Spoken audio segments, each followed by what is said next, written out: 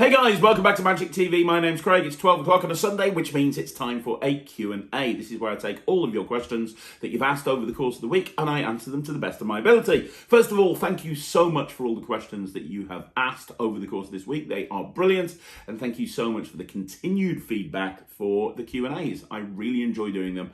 It is one of my favourite videos of the week. And also, before I start, I want to say thank you for people that have said really nice things about Visible, and it really means a lot. I mean, you guys know, if anybody here is watching this channel and you've been a part of this channel for a while, you know that I spent a long time out of the Magic community for various different reasons that I've talked about on this channel in great detail, so I'm not going to go into them again now. And then I came back starting this channel about a year ago, just over a year ago now, and you know, I made the decision to start not creating, I've been creating for like 10 years previously, but start, you know, releasing Magic again, stuff that I wanted to share with you guys, the Magic community, stuff that I couldn't really share on this YouTube channel.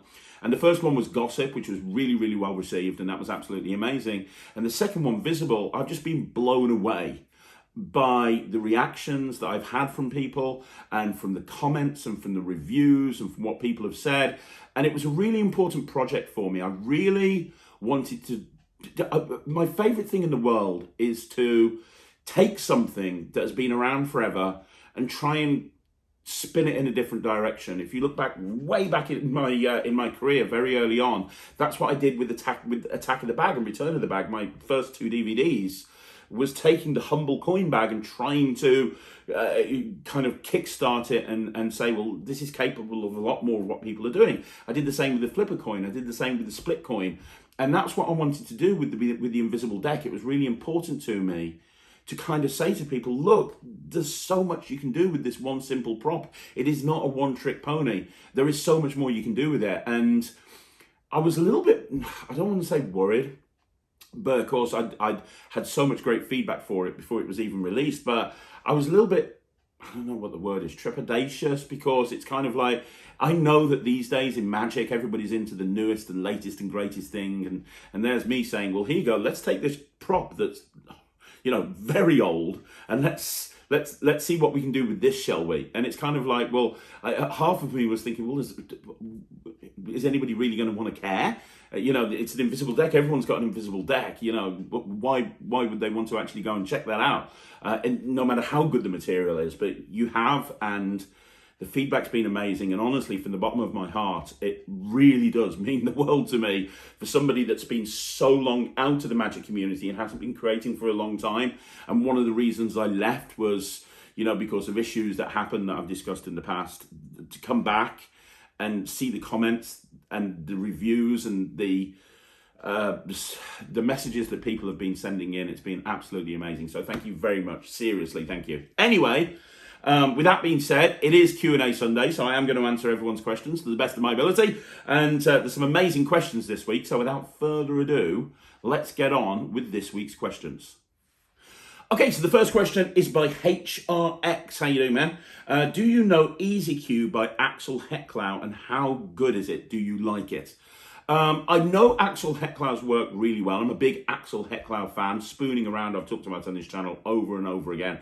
Axel is a really clever guy. He really is. Easy Cube, I don't know. And the reason I don't know is because when Easy Cube came out, which was many years ago now, Henry Harrius brought out Rubik's Dream 360 at the same time. And for all the reviews that I was reading on the internet, they were very similar in terms of how they worked. It was like a 360 shell. And from watching the performance videos online, I kind of thought, well, this looks very similar to Rubik's Dream 360. So I had to make a choice. I had to either get Rubik's Dream 360 or I had to get Axel's product. And I went for Rubik's Dream 360. One, because I know Henry really well and I really like his products. Two, all of his products are designed to play well together.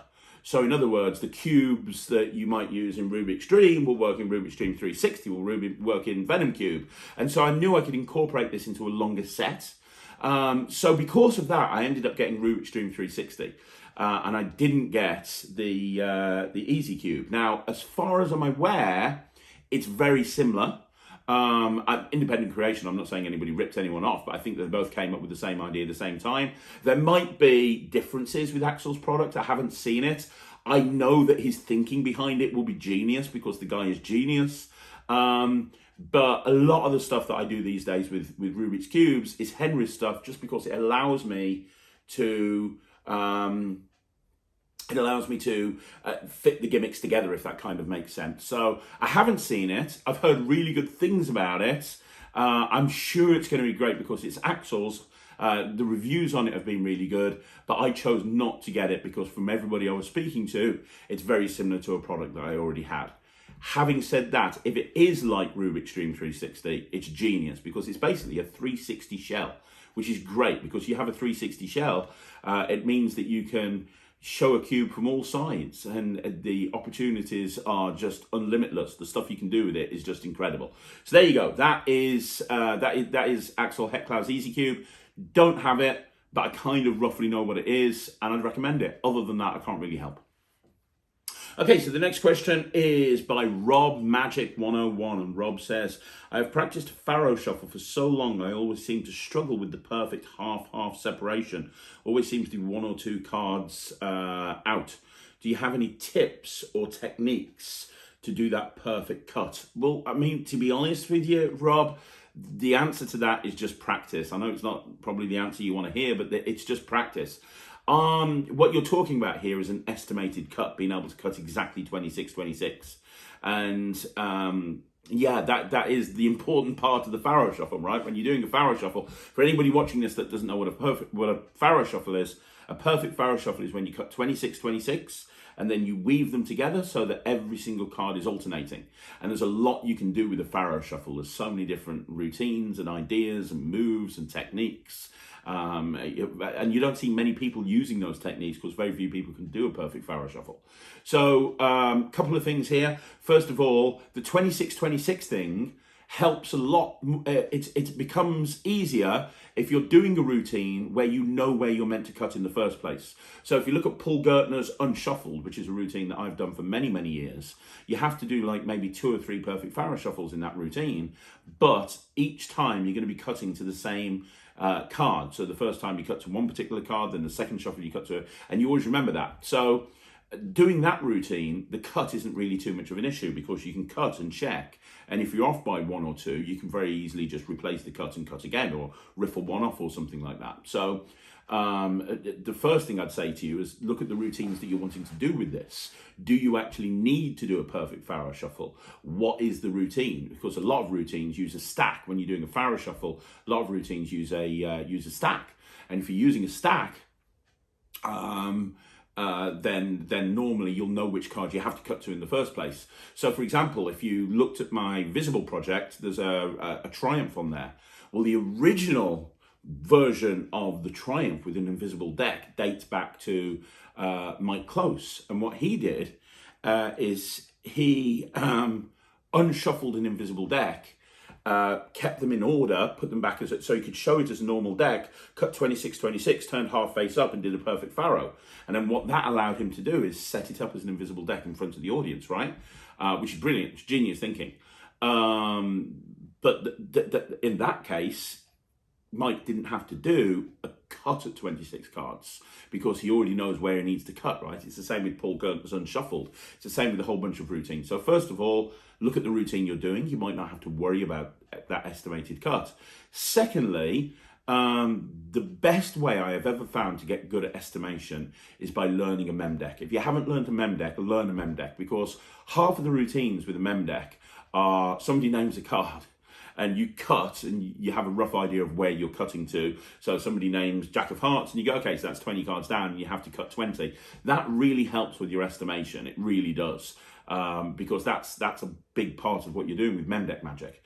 So maybe practice, if you don't already do a mem deck, do a mem deck, and that will really help you because you can sit there with a deck of cards, go, right, 30, 5 of clubs, okay, perfect. 40, 4 of spades, perfect. So a mem deck will help with that.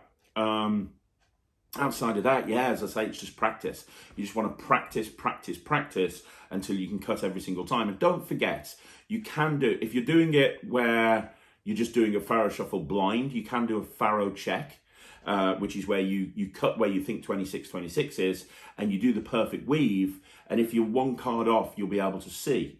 As you weave them together, you'll be able to see. So you can then put them together, riffle off that one card or two cards, and then come back up, and you now know you've got 26, and now you can Faro shuffle them together. So being able to do that Faro check is really important. But in order to do that Faro check, you have to be able to do a Faro shuffle. The actual weave you have to do straight away, because there's nothing worse when it comes to Faro shuffling than watching a magician, and I've seen this, they cut the cards, they spend like literally 30 seconds trying to, and you can tell they're not getting it perfect, and they're getting one off, and then you can tell that they didn't cut perfect, so now they put them back together and cut again, and now they're messing around with it, and it can be like a minute and a half to shuffle a deck of cards, and it looks terrible. You know, you should be able to get the Faro shuffle down to a point where you can just go boom, boom, done.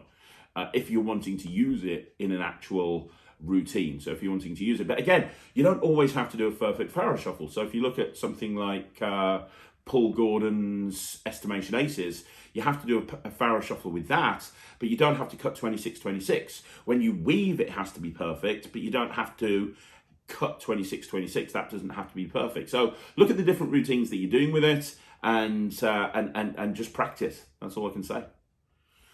Okay, so the next question is from George Fitzpatrick, and George says, when reviewing the tricks and effects, I think it would be helpful if you could include a rough idea of the price. I have a feeling that there is an obvious reason for not mentioning the price, but can't think of one at the moment. Keep up the good work, which is most enjoyable. Thank you, George. The only reason that I don't mention the price is because there's a couple of different reasons, actually. The first reason is, people watch this from all over the world. This channel is watched by people in the UK, America, Canada, and if I turn around and I say, well, this is 20 quid, I then have to go, well, this is 20 quid. I then have to find out what the price is in dollars, and then if I do that, do I have to find out what the price is in yen? Do I have to find out what the price is in euros?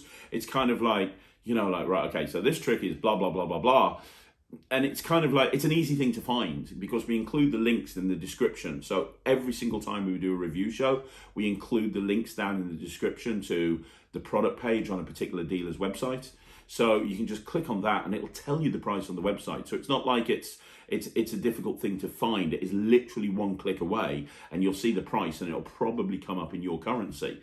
So rather than me having to go, well, this is this in this money, this is this in this money, this is this in this money, I kind of figure you can just click. If you like the trick and you want to know how much it is, you can just click on the link below. And the other thing is different shops charge different amounts. So you might find it cheaper. I might say it's X amount, but it might be cheaper elsewhere.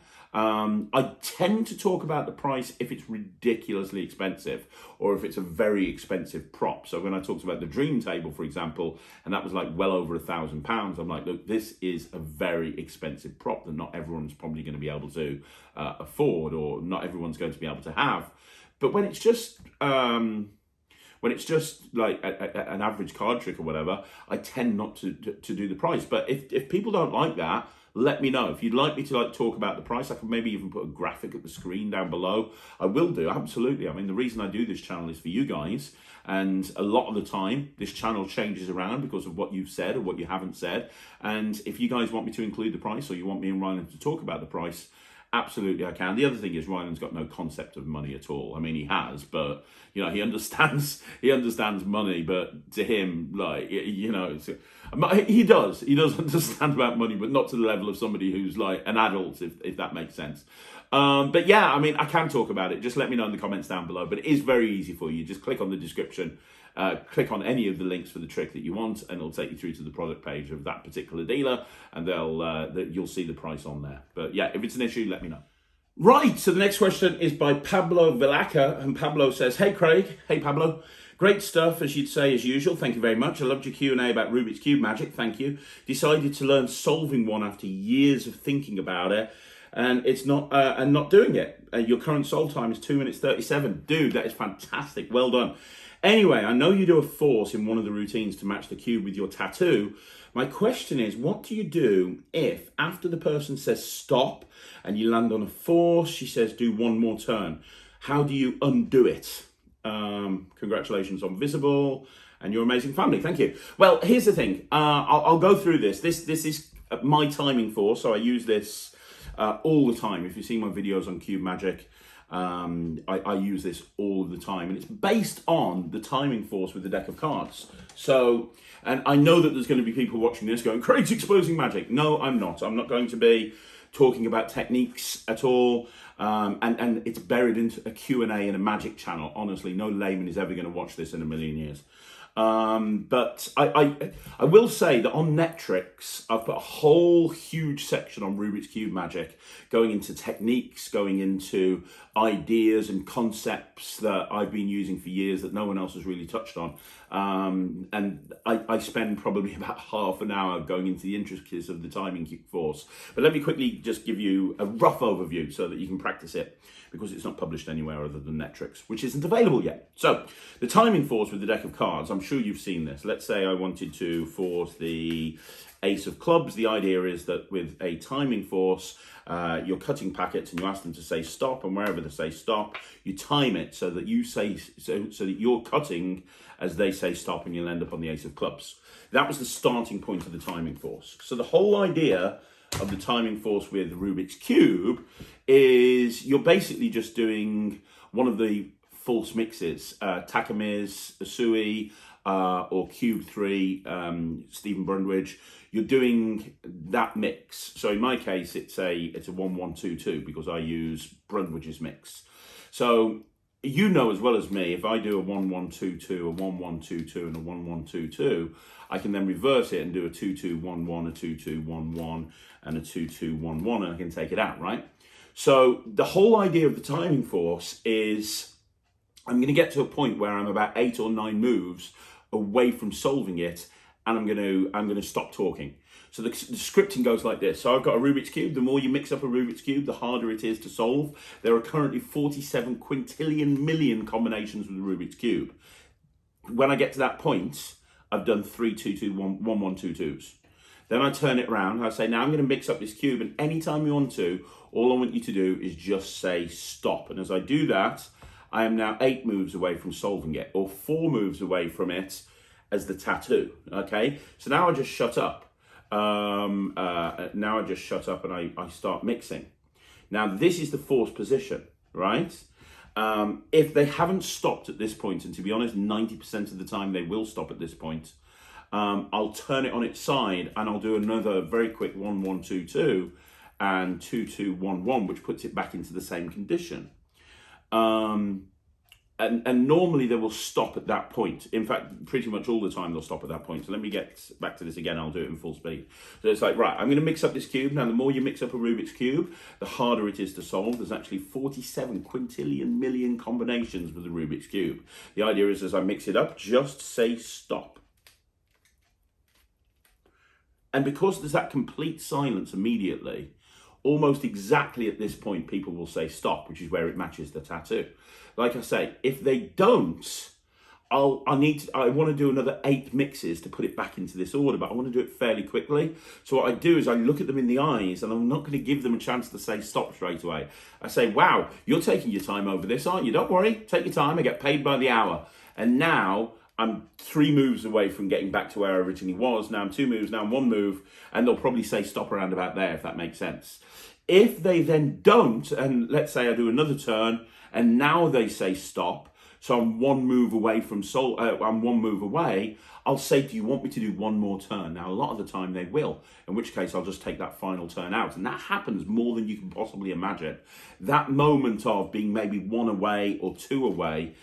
So a lot of the time they'll say stop before I get to the end of the mix. So for example, I'm going to mix up this cube. Now the idea is very simple. The more you mix up a Rubik's Cube, the harder it is to solve. There's 47 quintillion million combinations. As I mix up the cube, just say stop. And they say stop here. Well, I've still got 2 moves to take out. So I'll say, do you want me to do 1 more move? And if they say yes, I'll do the move that I need to do in order to put it back into the force position. Now I'm 1 move away from solving it. I say, do you want me to do 1 last move, or is that it? And they'll go, that's it. And then you'll notice, if you watch my videos, I'll put it in the hand. I'll go, and in the action of putting it into my hand or into the spectator's hand, I'm going to take that final turn out like that. So now I'm in the mixed position. I'm in the perfect position. If I have to take 2 turns out, I will. So again, going back into this position, I'm going to mix up this cube. The idea is very simple. The more you mix up a cube, the harder it is to solve. There's 47 quintillion million combinations of the Rubik's Cube. Do me a favor, anytime you're on 2, just say stop. Now, let's say to say stop immediately. I'm 4 moves away from solving this cube. And I know I'm 4 moves away. I'm a 2-2, 1-1 away from solving it. And so what I'll do in this situation is I know I'm not going to get them to do 4 moves. So I'm going to do a big gesture here. And I'm going to go and I'm going to take the 2-2 out as I do the big gesture. I go, brilliant, that's fantastic. Now, that was very quick. Do you want me to do 1 more move? And that big gesture, I've taken out the 2-2. Do you want me to do 1 more move? Now, if they say no, I then say, great, hold your hand out. And as I put it in their hand, I take out the 1-1. So now I'm in a perfect position. So it's really just timing and also jazzing with it, because you never know when they're going to stop, and just knowing that wherever they stop, you're only a maximum of 4 moves away from putting it into the forced position that it needs to be in, if that kind of makes sense. And the nice thing is, because of that, you're then in a situation where you can do a solve, because you are 4 moves away from solving it in the forced position. So one more time, I'm going to mix up this cube. The more I mix up the cube, the harder it is to solve. There's 47 quintillion million combinations. Do me a favor, say stop anytime you want to. Okay, so let's say the stop there. Well, that's 3 moves away from solving it. So I'll go, brilliant, now I've taken out that 1. Do you want me to do 1 more move? You do. Okay, I'll do 1 more move. Now I'm 1 move away. Hold your hand out for me. I'm going to put that right there. Now I'm in the forced position, if that kind of makes sense. So now I can come up like this, and afterwards I can do the solve. So there you go. That is the cube solve. So hopefully, not the cube solve, sorry, that's the timing force. So that's how you do it, and that's, I go into it a lot more detail in Netrix, and I have Luke there with me who's helping me, and we're discussing it together, and I'm going through lots of different options and so on and so forth. But that's a very brief overview. That should get you started with it. My advice for practicing it is just go through it and just get people to randomly shout out stop that you live with your family. Just get them to randomly shout out stop, and then think about how you're going to actually fix that and put it into the position you need it in. Okay? Okay, so the next question is by David M. Hey David, how you doing? Your advice is just incredible, Craig, thank you. I'm just a hobbyist, but learned so much from your channel. Last month, it deflated me when a card split a tiny bit on a double, and someone noticed. I was deflated for a week, but no big deal, it'll happen again. Cannot wait to receive visible, ordered last week. So first of all, David, you are not just a hobbyist. Just hobbyists. Some of the best magicians in the world are hobbyists. A few weeks ago, I did an interview with John Bannon, who is the ultimate hobbyist and a big advocate for hobbyists. I want you to go back and watch that video. If you haven't already watched that interview with John Bannon, go back and watch it, because he spends a long time talking about how terrible the attitude is in the magic community, professionals that look down on amateurs. The amateurs, in many, many ways, are better and more creative than professionals, because anybody who's a hobbyist or an amateur, you don't rely on performing magic in order to make money. And when you suddenly start having your income revolve around performing magic, you make decisions that you wouldn't normally make.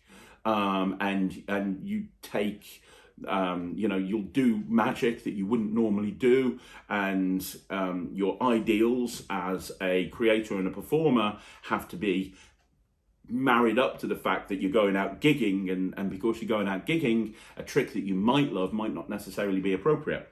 So, hobbyists are amazing, so please don't put yourself down in that regard. And regarding the double splitting, dude, these things happen. These things happen. Don't kick yourself about it. Do not, my friend Crossley, I've spoken to you guys on the channel about him before. He's called the Mindset Technician. And he says, when you get yourself into a situation where you're stressed out, ask yourself 2 questions. Have you done everything you can to do about it? Is there anything else you can do? And if there's nothing else you can do, just forget about it. Mistakes happen. It's a card trick at the end of the day. It doesn't really matter. But what I would say is, if someone calls you out on the double, you go, okay, no problem. You got me. That's great. Well done. Cool. Oh my God, it's not real magic. But then show them something else. Show them something else. Show them anything else. It doesn't really matter. Show them anything else that you want to show them. But show them the trick. Get back on the horse, right? Don't feel deflated. It's just one trick. It happens. Double split. Shells fall apart. You'll make mistakes. We're human. So don't worry about it. Don't stress about it. Yeah, at the end of the day, it's just a magic trick. Okay, so the next question is by Davis West. How you doing, Davis? And Davis' question is, I've always wondered, how do you structure a mentalism show or act without making it seem like every trick is someone thinking of something and I tell them what it is? I know you say you're not particularly a mentalist. I was wondering if you could ask this question to a mentalist in one of your interviews. Absolutely. I mean, I think Steve Dallas spoke about this in his interview, to be honest, and I'm pretty sure Alexander Marsh did as well. And I'm not a mentalist, but I do a lot of mental magic. And, you know, in the past, I have actually I have been booked as a mentalist in the past. I do a lot of mentalism, but I just present it in a very different way because I know my style, and my style would not to be going out there with sideburns and a widow's peak and just, you know, being all mysterious and dark. That's just not kind of what I do. But a lot of the magic that I do, I can take gossip, for example, right? If you think about gossip, that's a pure mentalism trick. You know, yeah, we got the baby gag in there, but it is a pure mentalism trick. Somebody thinks of a celebrity and you tell them the celebrity you're thinking of. You talked about Visible. A lot of people are talking about Visible at the moment. A lot of the routines in Visible are making predictions. There's a time force in there where somebody thinks of a time and you've predicted it. Somebody thinks of, you predict the outcome of a poker game. You're predicting cards that people are picking and numbers that people are stopping on and all this sort of stuff. So I do mentalism to a certain extent, and I like actually creating mentalism as well, but I just don't perform as your average mentalist. And I do understand the problem that you're talking about. I've seen so many mentalists perform, and their show is, think of something, I'm going to tell you what you think of. Think of something, I'm going to tell you what you're thinking of. It is a common theme that you see over and over again. The way that I would do this is to sit down and think of all of the different ways that you can present mentalism. Because there are a lot of ways that you can present mentalism. That's the first thing I do. So step one, think of all of the ways that you can present mentalism. So you've discussed one, you think of something and you tell them what it is. Absolutely. So that is pure out and out mentalism. I'm going to tell you something and or you're going to think of something and tell you what it is. But how else can you present it? Well, you can present it as... for example, a chair test is the perfect example, where you've predetermined the outcome, where you've worked out ahead of time exactly what people are going to do. And as I say, a chair test is a perfect example because, you might have made a prediction ahead of time of what seats people would sit in and so on and so forth. Then you've got stuff like influencing people. You see an awful lot of influence style presentations. I'm going to influence you to do this. Do you feel like you're being influenced? And then you've got like the witch hand style routines or being able to study body language and stuff like that. Then you've got danger kind of presentations like Scott Alexander's Nailed It, I think it is, or The Pain Game by John Allen, or Shattered, or any of these things where you're adding an element of a spike in a bag. Or another example is Sean Hayden's sort of can trick where he's got like 5 cans that are shook up, 5 cans, and one of them shook up, and he's able to work out which one and that sort of thing. Kind of knowing that sort of stuff is another way to present mentalism. The other thing that I do, write down everything, write down absolutely everything, because when you actually think about it, there's a lot of different ways that you can actually present mentalism, both in close-up and on stage as well. And it's kind of about thinking about it. And then think about how you can actually present this stuff so it isn't just think of this, I'm going to tell you what you're thinking of. Think of this. So I'll give you a couple of examples of this as well. So you've got the tossed out deck. Perfect example, the tossed out deck. So the original tossed out deck, right, you see a lot of people doing. And it's decks thrown in the audience, you get the people to stand up, you name their cards, they sit down. Perfect. So Wayne Dobson, first of all, changed it by changing the way that the revelations are done at the end, so that rather than just having everyone sit down at the end, each person sits down one at a time. It's not really a change to the method, but it's a change to the way that you get the reaction at the end, which is a big change. And then so many different people have presented it in a completely different way. So, for example, you look at Pete Furman. If you've ever seen Pete Furman, I've seen Pete Furman do this thing with a bucket. and the bucket is on the end of an extendable stick. So he drops the deck into the bucket and he extends the stick out across the whole of the audience. And they're taking the deck out and they're putting it back in and they're looking at a card. And it's in essence the same trick, but now it's been dressed up to play bigger. People won't think about it as a card trick. People think about it as a completely different thing. So when I do tossed out deck in my show, and I do tossed out deck a lot, I have the 4 people up on stage with me. I have 4 people up on stage, and they come up and they stand on stage with me. And rather than tossing it into the audience, I throw it to the person on the far left, and these 4 people are over there, and I stand in front of them, and there's 2 on this side, 2 on this side, so I can't see what they're doing. I give the deck to the first person over there, they look at a card, the next person looks at a card, the next person looks at a card, and it's happening behind me, so it's all happening on stage. And then I deliver this line, you know, different people will be able to read minds in different ways. Some people will use neuro-linguistic programming. Some people will read your body language or your facial tics. Some people will delve deep into your mind, but I don't do that. Ladies and gentlemen, I am the only person in the world that can read somebody's mind by watching them dance, which gets an incredible reaction from the audience, because now I've done this thing and these guys have immediately worked out what's going on. Their reaction, the audience are absolutely sold on it. So now I say, so, you know, guys, I don't know how good you are at dancing, but I'm going to help you out here. I'm going to teach you some moves. And I'm there doing these moves and they're doing it with me. And then I give them props and they've got hats that they need to wear. And this is like a 10 or 15 minute routine.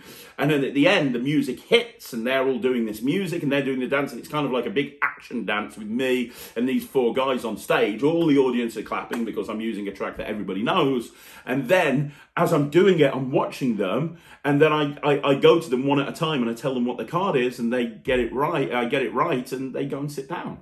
So it's taking a tossed out deck routine, which is normally a 2 minute, 3 minute thing, and putting it on stage so it plays massive and there's a lot of audience interaction. But it is in essence the same trick. It's tossed out deck, it's just being played in a completely different way. Then you look at something like colour match. And you look at colour match and you think, well, you know, the colour match is in essence, you tell people, you predict ahead of time how people are going to colour in a picture. How can you take that in a different direction? Well, we've all seen the whole thing with colour match where you rip your clothes off and you've got that outfit underneath your clothes. You know, you've seen Ben Earl do it on Trick Artist, and lots of people have done it. Justin Willman's done it, obviously. And actually, on the subject of Justin Willman, he is a guy who's very, very good at presenting mentalism in a very offbeat, different way. If you've ever seen, he does a routine with a box, and he's got a box on stage, and he gets different people in the audience to talk about, I can't remember, it's a long time ago, but talk about a first date, I think, who was the first person you kissed or something like that, and their name, and he gets a whole bunch of information, and then he reaches into the box and he pulls out this piece of paper that predicts absolutely everything. And then he exposes the method and he removes the box and there's a printer there. And people are like, oh, right, okay, so it's a Bluetooth printer. But then he takes this printer at the end and rips it in half, and he shows that it's not actually a real printer and it's a cardboard printer, and he's been talking crap the entire time. And it's an incredible moment. Well, that is in essence a mentalism trick, but he's framed it in a completely different way. And I think that's really important. I think it's all about finding the hook and finding the thing that makes it interesting. I think the problem with mentalists is a lot of them are very dry. It's kind of like, right, okay, this is what I'm going to do. I'm going to do this. I'm going to do this. I'm going to do this.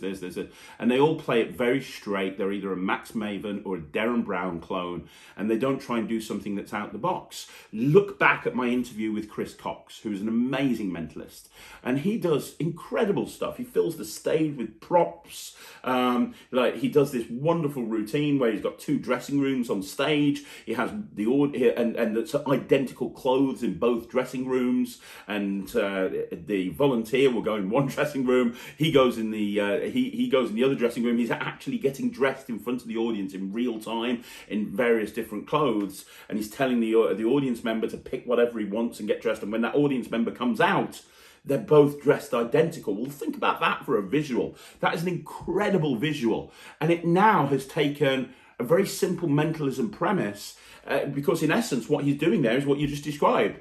He's telling somebody what they're going to do. He's told somebody to pick some clothes and put them on, and he's predicted it. But the way he's done it, the way that he's got dressed versus how that other person has got dressed, it's playing it massive to a huge stage and makes it far more interesting than for a person to watch than somebody just going, yeah, yeah, yeah.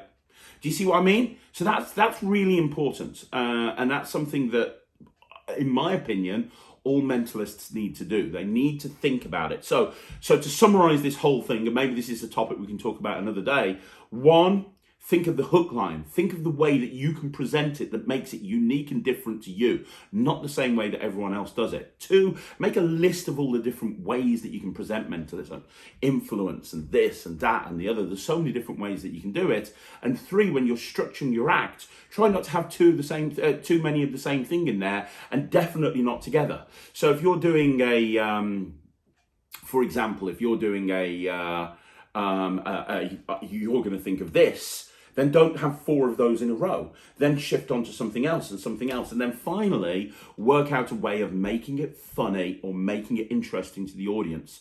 I'll give you one more example. Go check out Mark Shortland's Fool Us performance on Penn and Teller Fool Us. He performed on the first season of Fool Us to Jonathan Ross, and he's got this incredible mentalism presentation. And in essence, what he's doing is a mentalism trick, because what he's got is he's got a whole bunch of mobile phones, he's got a whole bunch of envelopes, he's putting on mobile phones in envelopes, and then he's got one envelope left over, and he's like, oh, can you give me your phone, to Jonathan Ross. Jonathan Ross puts his phone in, he gets him to mix it up, and they all get mixed up, and they're laid out on the table, and then he's getting him to smash it with the hammer, and you know, it's so funny. I'm not advocating you ripping off Mark Shortland's act at all, but what I'm saying is go and look at what he did there, because in essence, he got Mark to, that's the equivalent of having 6 pieces of paper, a different piece of paper in each envelope, and you work out which envelope the piece of paper is that the person was thinking of. But by incorporating mobile phones and hammers and making it plays huge, it's hilarious, and it's memorable. So that's what you need to do. There is so much more you can do with mentalism. It's about figuring it out and structuring it out and taking time on it. Okay, so the next question is by Sean Goff. How you doing, Sean? Hope you're well. Hey, Craig. Hey, Sean. Just a quick question about Visible. I'm a 14-year-old magician, and I love your work. And I'm probably going to buy Visible with the money I earned at my magic gig today. Good job, buddy. Just one thing: is there any palming in most of the routines? Because my hands are small and probably wouldn't end up using tricks with palming. No, there is no palming in Visible. There is one routine. That it doesn't require palming, but you'll actually see it on the download if you get it. There's a routine called, I think it's called Symbiotic, I think it is, and it uses a regular deck, and I give the deck out to the audience to shuffle at the beginning, and I palm a stack of cards off, and then as I take the deck back, I load the stack back on, I load the palm cards back on top. Now you don't need to do that, and I talk in the project about how you can do it without the palm, but that's the only routine. 12 routines, that is the only one that I palm something in at any point. Most of the routines on Visible are very easy, bordering on self-working. That one, there are a couple of moves in that routine. It's probably the most difficult routine of them. And as I say, I do palm the cards, but I talk in depth about how you can do the routine without needing to palm the cards. There you go. Hope that helps. Okay, so Frank Tukas has commented a few times actually on the same thing. So let me address this, Frank. I really enjoy watching the Craig and Ryland review show. Thank you. There's a problem is that sometimes it's difficult to hear Ryland when he talks. Thought maybe as he grew older, his voice would get more bold and it would be easy to hear, but it does not seem to be the case. Is that something you can use, technology, or maybe mic him? Yeah, I mean, I when I watch the edit back, I can normally hear him pretty well, but maybe I'm used to hearing Ryland. I've had nobody else say that, but I mean, we try not to use mics just because it's a little bit restrictive. And when we're demming tricks like we do on the review show, sometimes a mic can get in the way if we're having to like go into our pockets or so on and so forth. But if you think it's a major issue, we can mic him up, absolutely not a problem. Or the other option is I can fix it in post edit. It'll take a little bit longer to edit the stuff together, but if it provides a more enjoyable viewing experience for you, Frank, I'm more than happy to do that. That's not a problem. Can you guys let me know, is this an issue for everyone else? Because I need feedback like this, Frank. I really do, because I'm editing a lot of the videos and I'm producing all of the videos. So without feedback, I don't know which way I can take this channel. And a lot of the stuff that we do on this channel has been put in place because people have turned around to me and said, actually, this would be better if, this would be better if. So I'm going to throw this back to you guys. Would you like me to look into ways that I can make Ryland a little bit louder? I'm more than happy to do that. Just let me know in the comments down below. So Rob Magic 101 is back again. I have another question. Okay, Rob, what's the question? What chop cup would you recommend? I think I've talked about this on the channel before, but I'll briefly go into it now. There's some amazing chop cups. My attitude with the chop cup is you want to make sure that the strength of the magnet is correct. Some chop cups have too strong a magnet, and you can always tell people that are using a magnet where a chop cup where the magnet is too strong, because they're hammering the cup down on the table. A chop cup should be just placed on the table and it should dislodge, right? And there should be no discernible difference between just putting it down and keeping it in place and putting it down and having it dislodge. And the problem is I see a lot of people performing chop cup and they do that. And they telegraph the second that they're dislodging the ball. And I can just tell when that ball's going to be there, even before they release it. And a lot of the time, that's because of the strength of the magnet. So the key thing with the chop cup is to make sure that the magnet isn't too strong, but also make sure it's not too weak. I've worked with chop cups before where it's too weak, and you put it down and you're kind of in danger of it being dislodged. So you end up having to be really gentle and careful with it, which you don't want to do in the real world. You want a chop cup where it's just about right. The TCC cup is one of the best cups that I've ever used. The TCC cup is great because it's the perfect magnet strength. I also like the fact that it's soft leather, so it doesn't feel like a chop cup. And also when you've got the final load in there, you can squeeze the cup and it can keep the final load in the cup, which I love as well. So there's lots of reasons to love the TCC cup. There's other cups that are really good as well, and maybe one day I'll do a review show special on chop cups and I'll talk about all the different chop cups. In all honesty though, if you want to get a really good chop cup routine, go get Chop, because my routine Chop, which has been around for a long time now, you don't need it to buy a chop cup. You can use any cup at all. You can use a Starbucks cup, a Costa cup, a cardboard cup, a plastic cup.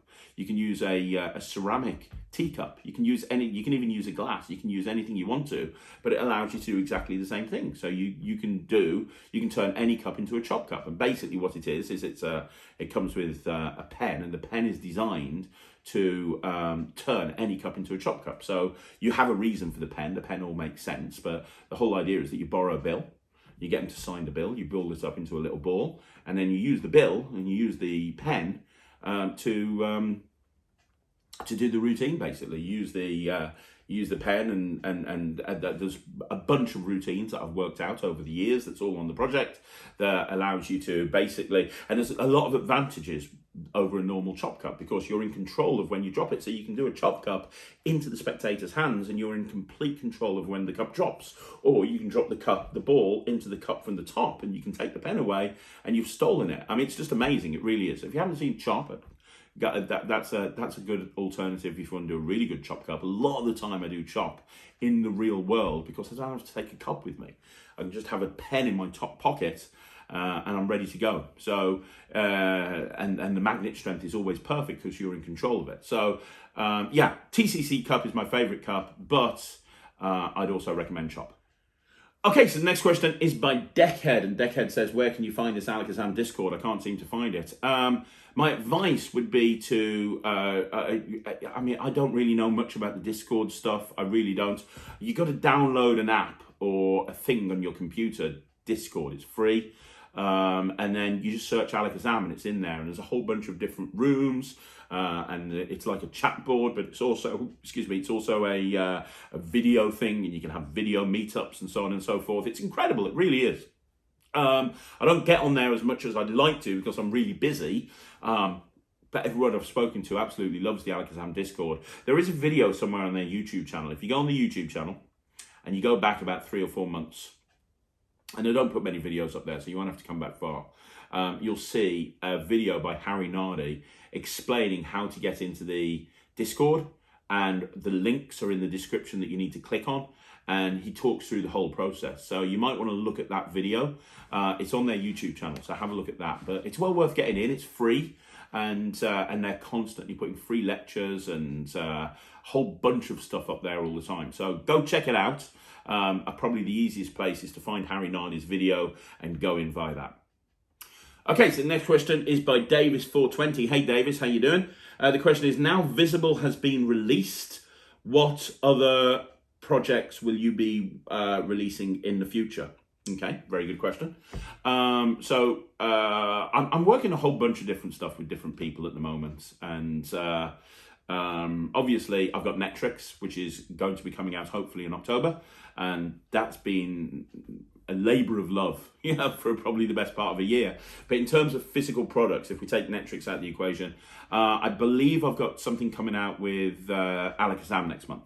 So I've got something coming out with Alakazam next month, which I think people are going to love. I lectured on this project, or I lectured on some of the stuff in this project at Smoke and Mirrors in Bristol, and everybody was just like, oh my gosh, we need this now.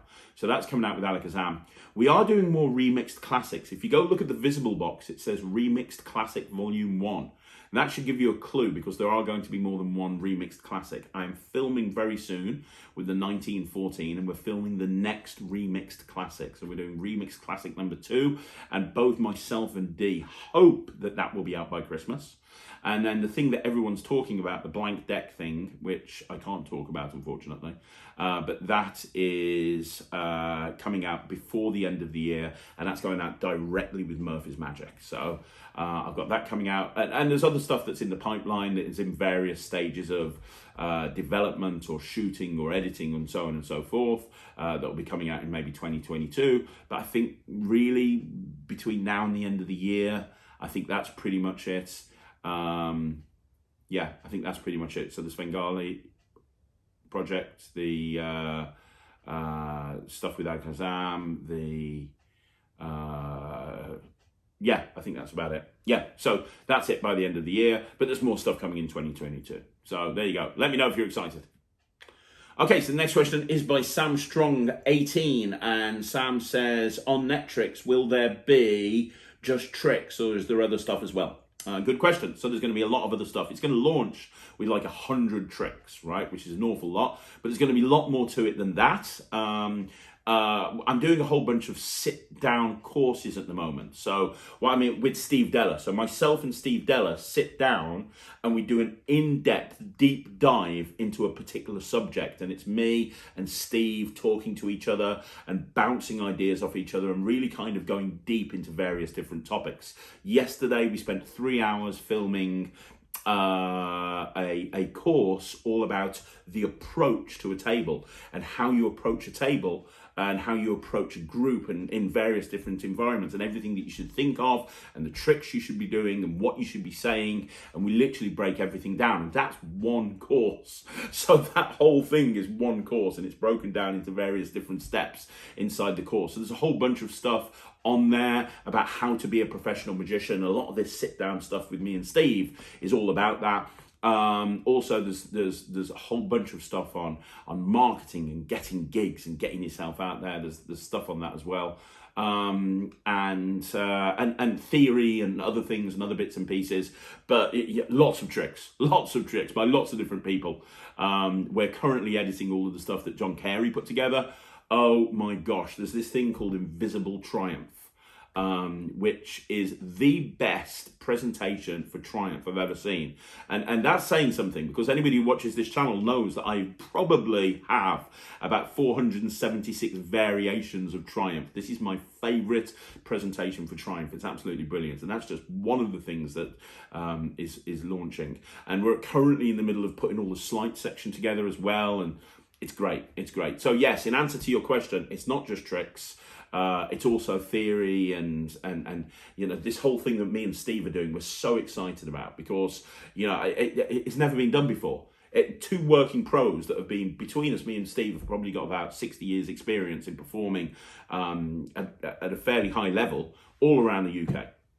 And we're there discussing all the different topics. In fact, could you guys do me a favour? We've filmed like 5 of these now. We want to launch with a whole bunch more, and then every month we want to be adding more. Are there particular topics that you'd like me and Steve to talk about on Netrix? We've just done one on the approach. We've done a deep dive into business cards, which is absolutely awesome. Everything you need to know about business cards, about the tricks you should do with them, how to give them out, where to get them printed, what should be on it, like everything. This stuff's never been done before. So we're doing these kind of sit down fireside chat type things where we're just talking about different topics. So if there's particular stuff you'd like to see us discuss on Netrix, let me know, because I would love to hear your input. Because again, just like with this channel, Netrix is a labour of love. It's designed specifically because there's certain stuff I can't really talk about on the channel, but I can talk about it in this environment, and I want to have it put together so that it's the sort of thing that you guys want to see, if that makes sense. So let me know if there's anything that you want me and Steve to talk about in those sessions. We'll put it together. We're filming again next week, another 3 or 4 of these sessions, so please let me know. And the final question today is by Rob Fishbaum. How you doing, Rob? And the question is, hey Craig, it is obvious to those that have children that you are an excellent parent and that Ryland is thriving because of you and your wife and the tremendous love and support you have for your son. So you had to deal with the nonsense. Love the channel and the relationship you have with Ryland. Keep being you. Thanks for all you do. First of all, you're welcome, Rob. Thank you very much. Second of all, I'm just kind of really lucky with Ryland and Thea, to be honest. They both are wonderful kids. I mean, the big tip that I'd give when it comes to teaching magic to kids, I get this all the time, I suppose the big tip I can give is don't force children into doing something that they don't want to do.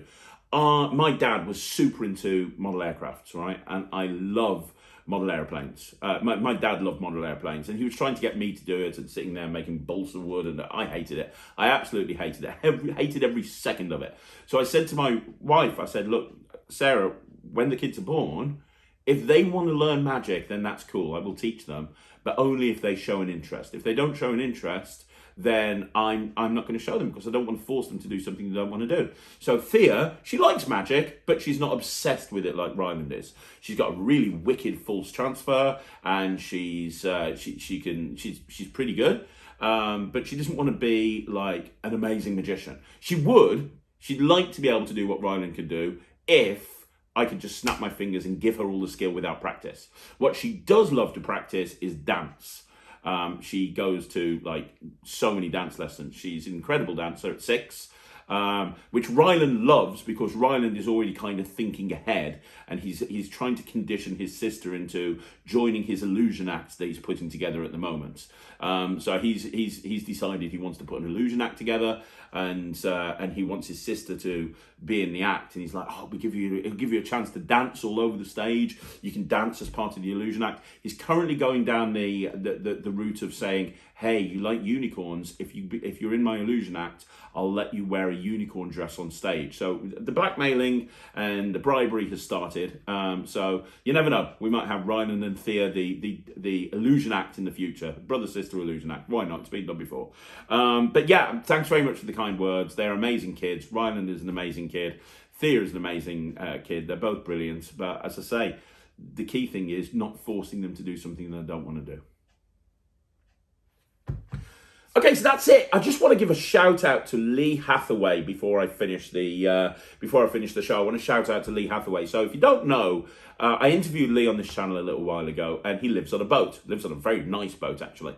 And he lives on a boat, and he started doing these magic days. And what it is he gets an incredible magician to come on the boat, and you spend the day on the boat with that magician. He keeps the amount of people on the boat really down to sort of a very minimal, sort of 5, 6, 7, 8 people. And you just it's a great way to spend a day with an incredible magician. That magician will perform and do sort of a lecture, but also the people that come on the boat are encouraged to perform as well. And then Mark will give feedback on their performance. And yeah, how many opportunities do you get to have a masterclass with somebody like that? And also go on a boat, and lunch is provided, and it's absolutely amazing. So he did one last weekend with Mark O'Brien, and anyone who knows this knows that I love Mark O'Brien. And I rang up Lee, and I said, Lee, can I ask you a question? Can I bring Ryland on the boat with me? Now, I wanted Ryland to come along because the thing is, Ryland doesn't get a chance to see many magicians, obviously because of COVID, and even though that's kind of gone now, conventions haven't really come back, and he just doesn't get a chance to see many magicians outside of me. And I didn't want to presume, it's a bit weird, isn't it? Let's bring an 8-year-old onto this masterclass. It might not have been into it, or other people there might not have been into it. So I said to Lee, can I bring Ryland? And he said, yeah, I don't see a problem. I'll just speak to Mark. And Mark was like, yeah, of course you can. That'd be brilliant. I was like, super. So me and Ryland went along on this trip, and it was one of the best days I've ever had in magic. And I've gone on masterclasses at the Magic Circle with people like Doc Eason. I've paid to go to different masterclasses over the years. I've been to every convention you can possibly imagine. And this is one of the best days I ever did. It was very relaxed. It was very chilled out. It was very informal. Mark was doing some incredible magic. Ryland was just there, open-mouthed the entire time. He was doing linking rings and making rings appear. And it was really close to us. And we still couldn't see a thing. It was brilliant. And then Ryland, people were coming up, and Nigel Quinn was there, and Nigel performed his act, which was unbelievable, by the way. It was brilliant. It was like competition level. And then Ryland, they asked Ryland to perform, and he stood up in front of everybody and did a 15-minute performance. And he did a whole bunch of cube stuff. He did a whole bunch of card stuff, and he finished off with cups and balls. And first of all, as a father, it was a really proud moment to see Ryland go and stand in front of people like Lee Hathaway, gold star member of the Inner Magic Circle, Mark O'Brien, world champion of FISM, and just with no fear go up and start performing for these people. It was an incredibly proud moment as a father. But then Mark said to me afterwards, and said to everyone afterwards, I have no idea how Ryland did any of that cube stuff, because Mark doesn't do cube stuff.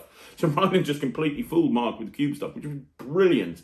But then they sat down with him. They were giving him, especially the cups and balls, because obviously Lee Hathaway does the cups and balls all the time. So does Mark O'Brien. They were giving him some advice on the cups and balls, and Ryland was there, and it was just an amazing day. Ryland got so much out of the day. He couldn't sleep that night. We didn't get back till like midnight. He couldn't sleep that night because he was just thinking about all of the stuff that he'd been taught over the course of the day.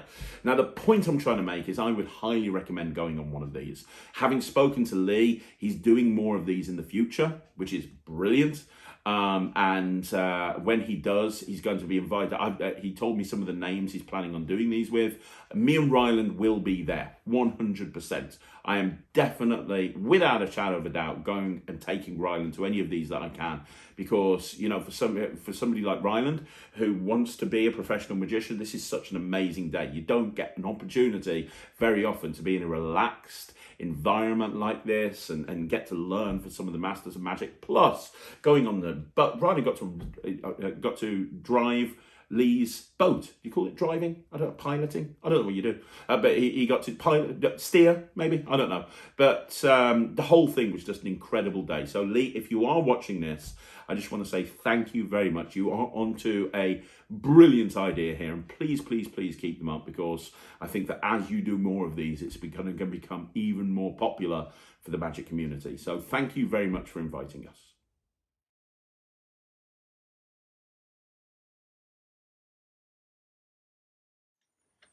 Hi, my name's Ryland and I'm 8 years old, and like most kids my age, I love toys. My favourite toy is a puzzle, and that puzzle is a Rubik's Cube. In this bag I've got 3 of them. I've got a tiny one. I've got my oldest cube that I own that hasn't been sold in a really long time. And then I've also got my brand new one that I haven't mixed up yet. It's my newest one. Which one do you want me to do the magic with? The newest one. Okay, I'll do the magic with the newest one, and I'll use the old one for my big finale. Okay? Mm-hmm. Now, I want you to mix... Actually, I'll mix mine up first. I'll mix my new cube up. Okay, and I want you to mix the little cube up. Okay.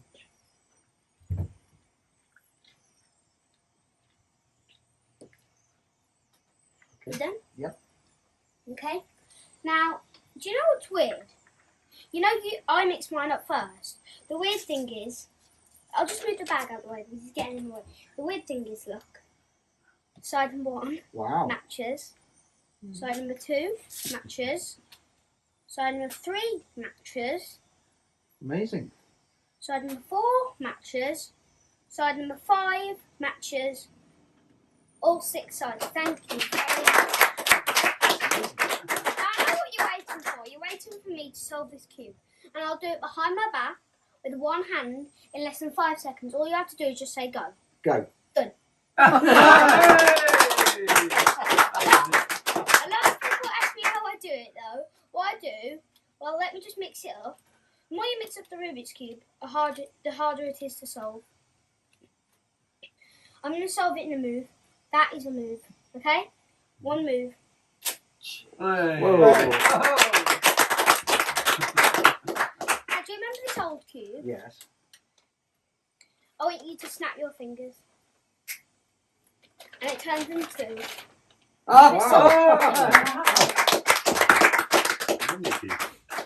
So like I said, that's it guys. Thank you very much for tuning in for another Q&A. Really appreciate it. Hope you like the questions this week. Don't forget, if you want to leave a question, please do so in the comments down below. Leave it in the comments to this video. If you leave it anywhere else, there is a very good chance I won't be able to find it, and therefore I won't be able to answer your question. And don't forget, if you want to see more videos like this, like the video, subscribe to the channel, leave a comment down below. Thank you again for all your continued support with Visible. It really means a lot. I'm going to be back again tomorrow. Well, I'm going to be back tonight, actually. I'm going to be back tonight. We've got a shorts at 2, we've got a Magic Live at 6, and at 9 o'clock we've got a review show special. And then on Monday, I'm going to be back with 3 videos, a shorts at 2, a live at 6, and then at 9 o'clock, I'm going to be here with a 5x5. So there's a lot to look forward to on Magic TV. Thank you very much for watching. Have an amazing week. My name's Craig from Magic.